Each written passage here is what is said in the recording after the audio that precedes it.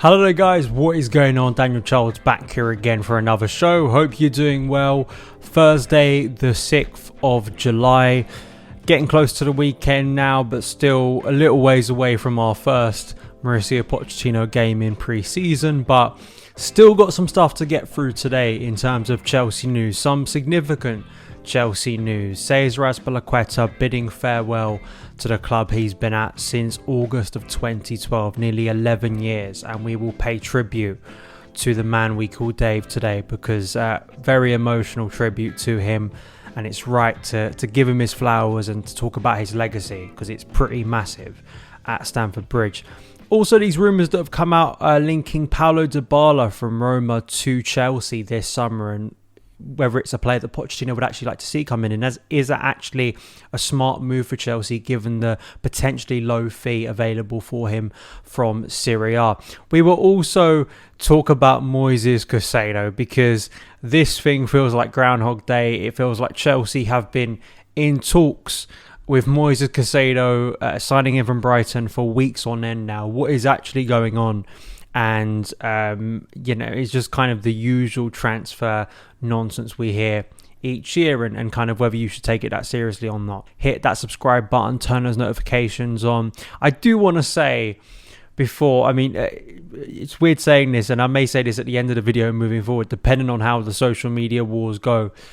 You can follow me now on Threads, Instagram's new social media platform that we didn't know anything about. Most of us didn't even know what it was 24 hours ago, but apparently now everyone is on it, and I did set up my new account this morning, so please go and follow me over there if you aren't on there already. Seems like a lot of people are now moving over to Threads, so it seems like a pretty good platform. My one criticism so far is no desktop version, which hopefully will be coming in the future, but Zuckerberg is kind of doing a Denver bar, and it feels like Elon Musk is Slippy G in this situation with Twitter. So we will see how that goes. So another platform for you to go and follow me on at SonOfChelsea. Very easy to do. Go and follow me there.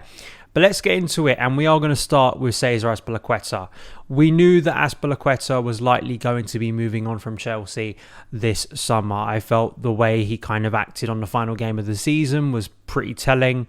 And it's kind of been, writing on the wall that Dave was coming towards the end of his Chelsea career, even last summer when there were consistent rumours around him moving to Barcelona. And it was quite shocking, actually, that did not happen. And he actually signed a new contract. But I think as things have gone on, it's been quite clear this is the summer now for him to move on. And it looked like Inter Milan was going to be the destination for him, but instead it's Atletico Madrid.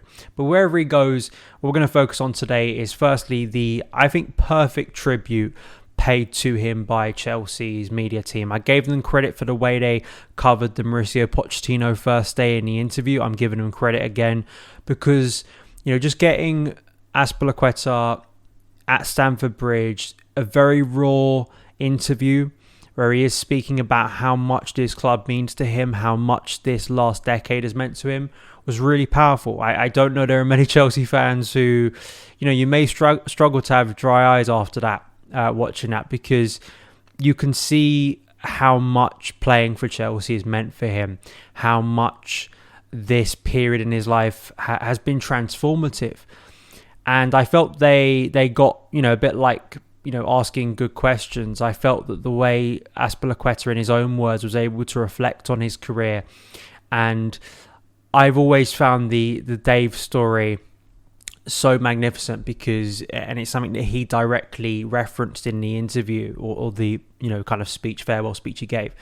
In the sense that when he arrived at Chelsea in the summer of 2012, he was joining a group of legends. Chelsea had just won the Champions League. We had just reached the Holy Grail.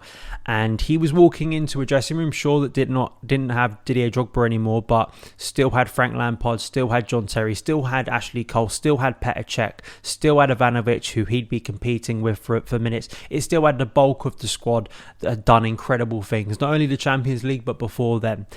And as an 8 million pound player to come in as effectively a backup, to think that one day he would be regarded as a legend, to think one day he would be lifting a European Cup, our second European Cup as a club, it's quite incredible. It just is. And I also think from a career point of view and what we bought him for, we bought him as a backup right back. But I don't think he will be most known for anything really he did at right back. That's not to say he never had any good performances at right back. But just, I think most people, when they think of Azpilicueta at his best at Stamford Bridge, they will reflect on the 14-15 season where we won the Premier League title, where he was a left back. I think at the time, Gary Neville called him the best defender in the Premier League. And I think JT ran him pretty close that year, but I can understand why. And of course, his right centre-back position under Antonio Conte. And then also he played in that role when he was the captain and lifted the Champions League under Thomas Tuchel. So the versatility has been incredible. And he is just, I think, a model professional, not only in terms of his levels of consistency, but also what I think as fans we maybe don't appreciate enough is those players who are rugged, who are determined, who maybe aren't always the most flamboyant, who maybe are underrated for their talent because they are just seen as hardworking. But those 7, 8 out of 10 players who do the essential, intangible work that's so key for others.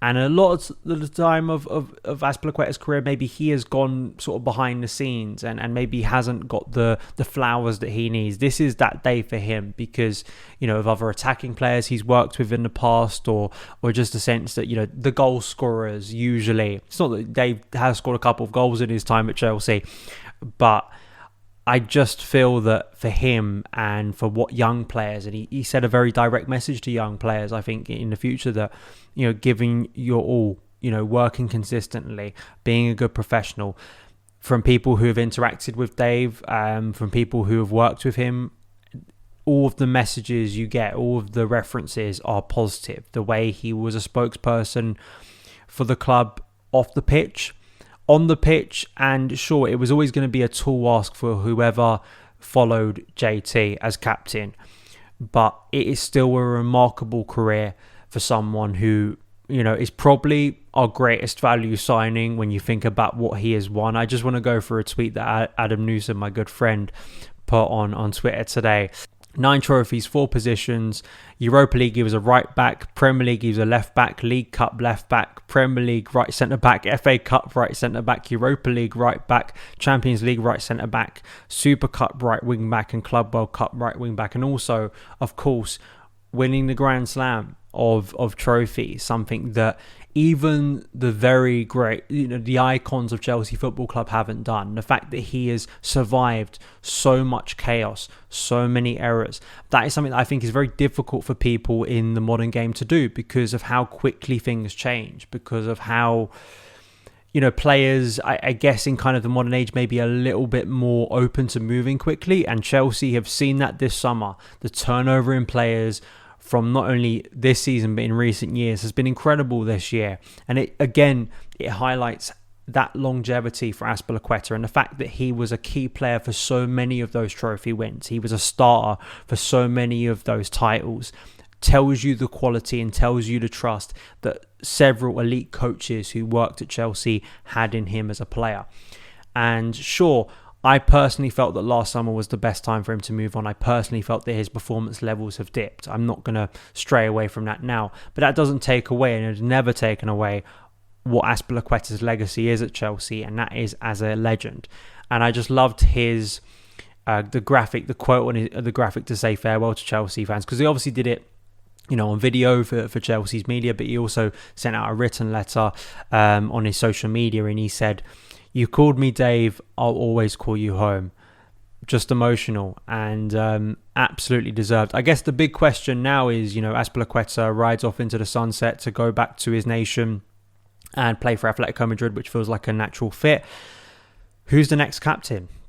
That's a big question that's going on at the moment, and I'd like to hear your thoughts in the comments below, because the obvious one for me is Thiago Silva. But we, you know, this year we feel like it's going to be a transition to maybe younger centre-backs. And Reece James is obviously one that has come into the discussion so many times. But is there another one that I haven't mentioned there that you think would be a really good captain for Chelsea? Let me know in the comments below. Now moving on to Paulo Dybala. Felix Johnston reporting that Paulo Dybala is apparently a name on Chelsea's number 10 list this summer. He is not an active target at this point, he stresses, but was recommended by Pochettino as a versatile number 10 option. Club also like him and his cheap €12 million release clause. Poch has contacted his camp, but Chelsea haven't directly yet. Apparently, Poch believes the player would transition very well into the English game and would add experience into the squad.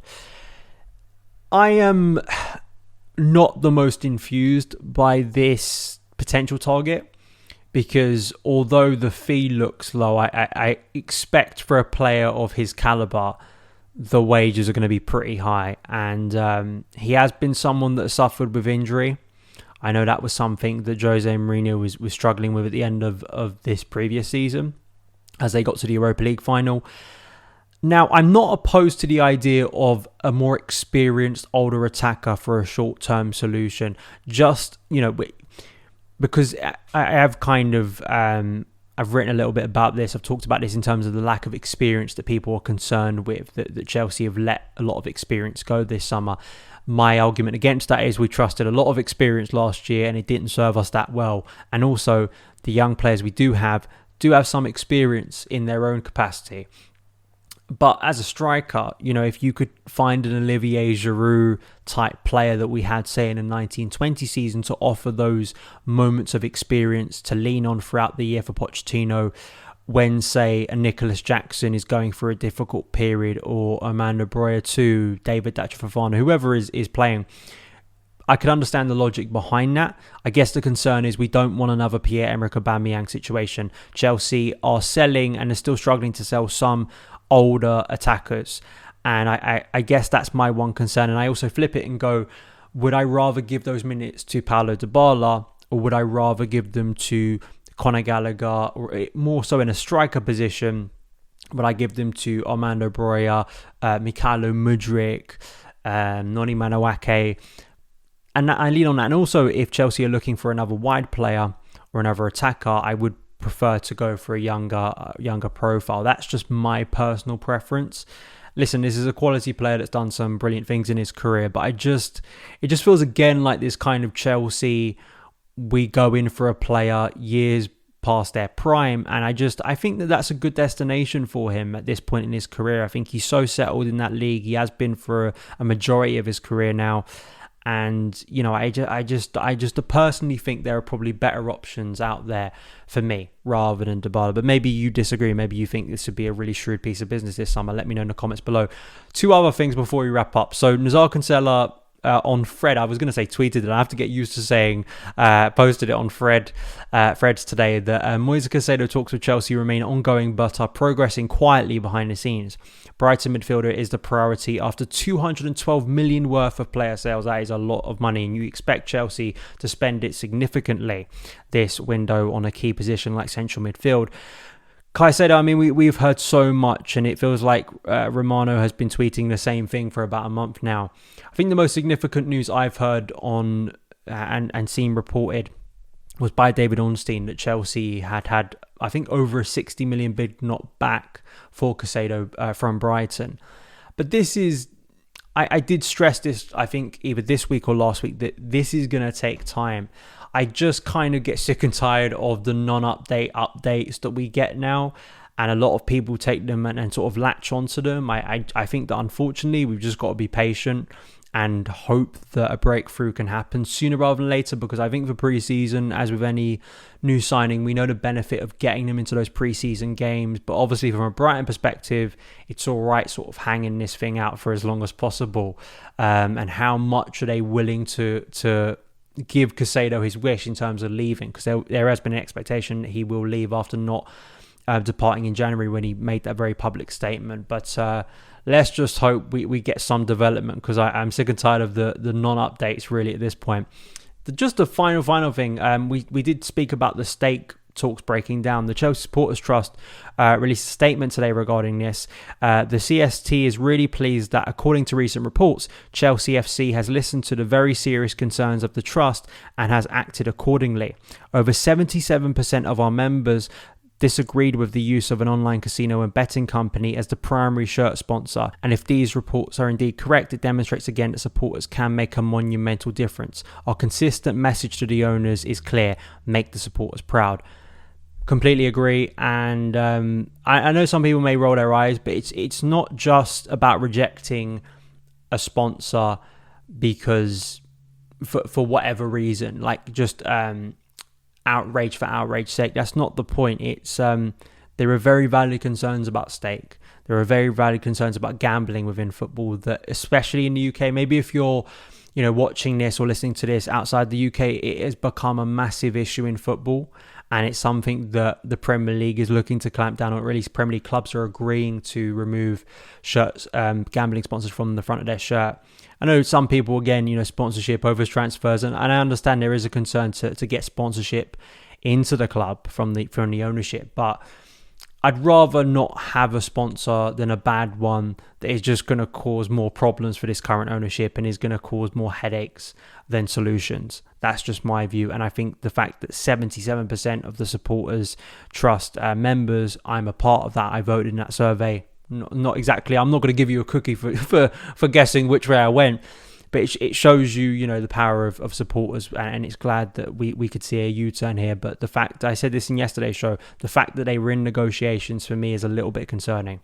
That is it for today's show. Follow me on Twitter at SonOfChelsea. Follow me on Threads on SonOfChelsea. Follow me on TikTok at SonOfChelsea. All of that good stuff. Thank you for watching and listening, and I'll see you again very soon. All the best.